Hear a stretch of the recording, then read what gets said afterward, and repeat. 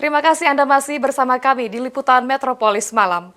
Sejumlah tokoh berdatangan di Istana Kepresidenan Jakarta di tengah isu perombakan Kabinet Merah Putih.